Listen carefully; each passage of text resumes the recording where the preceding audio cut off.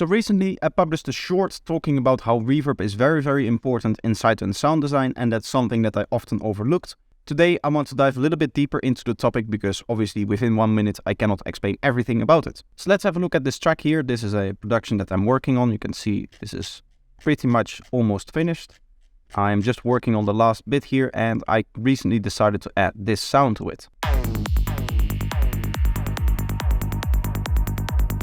So you have this nice distorted squelch sounds that you can hear, but there is a little bit of a problem with it in that it doesn't really feel like it's placed inside of a room. Now often I didn't really care about this, and I would say I would fix that in my mixing stage. For those that follow the channel know that I produce in one project and then I export everything so that I can mix it in a different project. That way I'm in completely different mindset and I can think about it with more of like a technical mixing analysis instead of a creative approach. But recently what I've been doing is I've been including my reverbs in the creative side of things, so in the production project. Now the reason for that is because I've been thinking about it in terms of it being part of the sound design, and that's because of what the delay is doing. If we think about what this delay is doing, which we can see is at 1/4 notes dotted, we can kind of draw out where the delay hits are going to be. So you can see that we are going to have one here, and I'm just going to make a quick clip here so that I can show you. And then I can just duplicate this over here, here, and here. Now, if we extend these clips to the actual length that the note is going to be, you'll see that we're going to have these delay hits, and these is obviously going to continue for a little bit longer. But you can see the problem in that we have these little empty spaces in here. And this is just where the sound isn't playing at all. It's just complete silence, because obviously it takes this note and then a dotted quarter note later it will be placing it here, and then a dotted quarter note later it will be placing it here, and so on and so on. So you end up with these empty spaces, and this is really where the reverb can come in. Obviously there's also other tricks that you can do. You could, for example, give this sound a release that covers this time.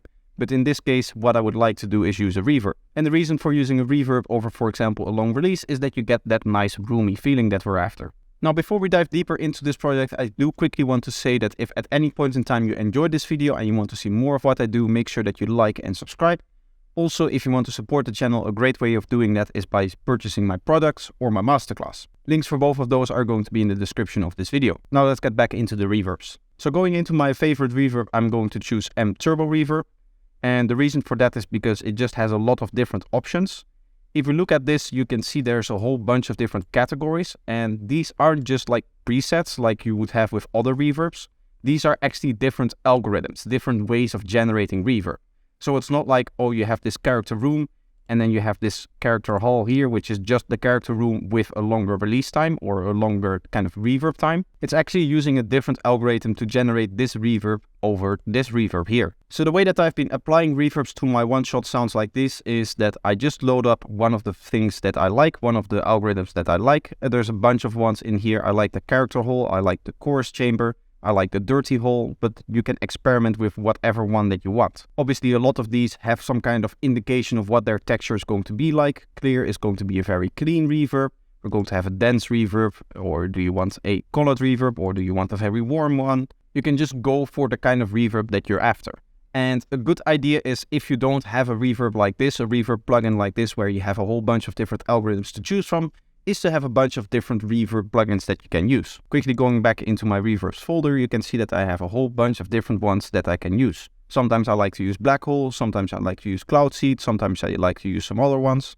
There's some very specific reverbs in here, so like this PSP piano verb that I've just loaded up, kind of emulates a kind of reverb that is not really a spring reverb, but it uses, I believe, the strings of a piano to generate some kind of reverb. It sounds like this. If I go full mix and solo, you'll be able to hear it better. So that's a very special type of reverb, and I barely ever use it, but sometimes I need it, and sometimes it's exactly the kind of sound that I'm after. The important thing is that you just find a bunch of different reverbs that have a bunch of different tonalities, and that you know when one works and when the other works. So going back here, I'm going to go with the wooden hole for this one, and then within this plugin I have subcategories. So you can see I can choose either one of these subcategories here, and these just have a little bit more impact on the character that the reverb has, usually on the tonality, like how it responds to higher frequencies versus lower frequencies, stuff like that. And then most of the time, all we have to worry about is parameters like the dry wet, the length, and these filters over here. So obviously the dry, wet and the length are very self-explanatory. This is just the total amount of reverb that you have on the sound versus the total amount of sounds that isn't reverberating, so that is dry. And then we have the length is just the length that it takes for the reverb to completely stop reverberating. Filters are also very self-explanatory, but it's a little bit harder to imagine how they can be used. Obviously, you know that you can filter out lower frequencies and higher frequencies for the reverb, but it's not often clear when you want to do this. So let's just set up some basic settings here.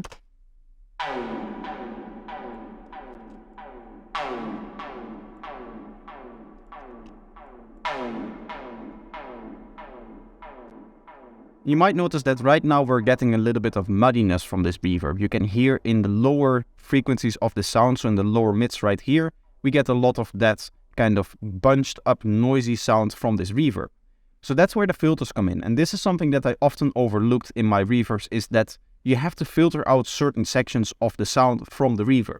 So I believe these are input filters, which means that they are done before the reverb algorithm. So there's just parts of the sound that don't even make it into the reverb. So for this sound, I'm going to go with probably around like 350 Hertz, something like that. Which you can hear really makes a difference in terms of the muddiness of this reverb.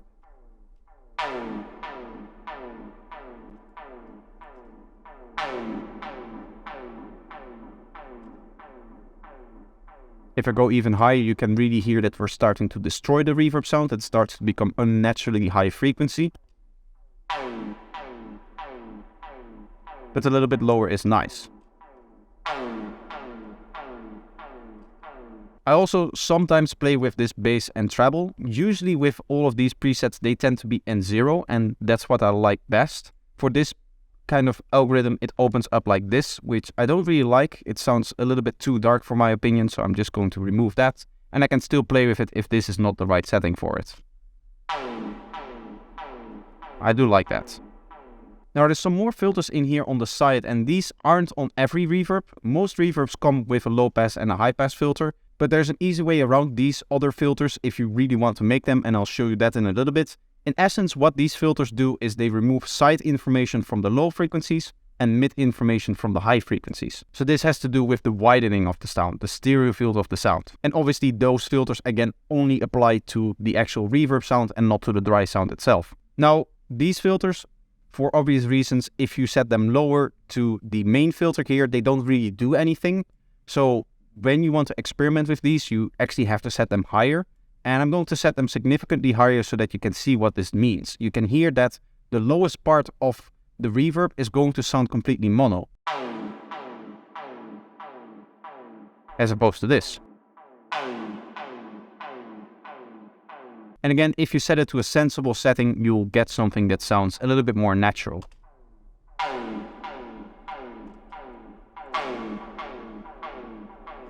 Something like that. Now a good thing to do is, in this particular plugin, is to re-evaluate the kind of sub-algorithm that you're using.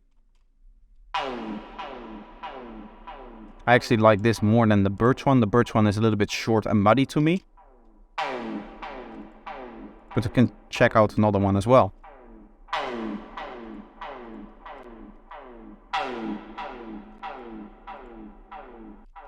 I think I like this walnut one the most. Now another few parameters that I want to talk about is the pre-delay, early late and the size. The size is going to determine the size of the room that it's trying to emulate. As a reverb is just emulating a room sound and all of the reflections that happen within that room, the room can have a certain size. And with bigger sizes, it takes a lot longer for the sound to go out from the sound source that we have, hit the wall and then reflect back to us. This early late knob determines the ratio that we have between direct reflections and indirect reflections. A direct reflection is where you have a sound source and then it goes into the wall, hits the wall and then reflects directly back into your ear or whatever you're recording with. That's called an early reflection, and it's just it goes out of the sound source, hits the wall and then comes back into whatever you're hearing it with. The late reflections is all of the reverb that is more than just one reflection onto a wall. So for example, you have a sound source, it hits a far wall, it then travels to the other side of the room and it hits the wall there, and then it goes into your recording device or your ear. Right now we're hearing a lot of late reflections. If we set it to a lot of early reflections, you will hear that it sounds a little bit more in your face and a little bit more upfront.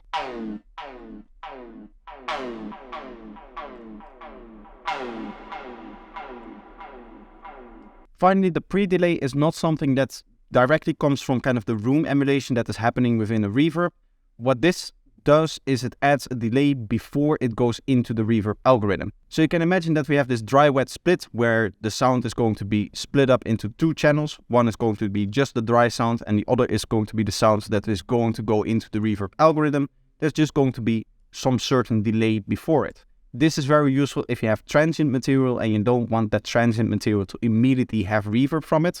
What this allows you to do is set a certain length of time where the reverb comes after the transient, and therefore it leaves a little bit of extra space for the transient itself to come through, and it doesn't muddy up the transient sound itself. Now, I don't want to go over all of these parameters here. This is obviously very, very complex, and if we wanted to, this plugin gets a lot more complex. As you can see here, we get algorithms and different functions and EQ dynamics and mid-side EQ and all of the stuff that you might want to do on your reverb. One of the final things that I want to show about this plugin in particular is that you can lock some of these settings. So say, for example, that you like all of the settings that you have in terms of the filtering and all of the mid-side filtering that you're doing. You can lock all of these, and then you can go in and check out different algorithms with these exact settings.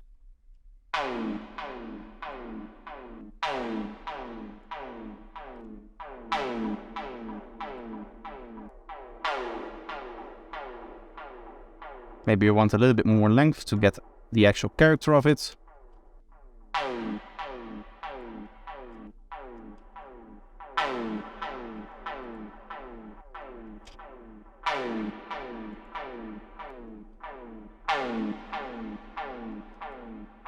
This is obviously a great way to audition different reverb algorithms if you already know what the settings are going to be. So finally, I'll show you the final trick, which is going to be useful if you don't have some of these settings up here. If you want to, for example, EQ or filter out just the wet signal of your reverb, what you can do is you can set this to fully wet, and then you can close the plugin, create a group for it, or some kind of way that you can split this. I'm now going to create a new chain for our dry version. So this is going to let through the whole dry sound, or the sound that is not the reverb sound itself. And now I can set the volume to whatever I want. Usually -4, -6, something like that is good. And in this case, you can start doing your mid-size processing or your EQing or whatever you want to do. So here, for example, I can remove all of the lower frequencies that I want. I can remove some of the higher frequencies. I can maybe give a little bit of a boost to the mid-range. And also what I would be able to do is, if I want to emulate that mid-side EQing, is I can create another EQ here. I can then set it to mid-side mode, and then I can EQ out this. This is going to remove all of the mid frequencies. So let's do this at the high end. Then we're going to switch to the side mode, and then I can remove all of the lower frequencies. So all of the lower frequencies are going to be more mono, and all of the higher frequencies are going to be more stereo. And again, if you really wanted to, you can just EQ this however you want. Now, obviously, this doesn't really sound great, but it's just for the example.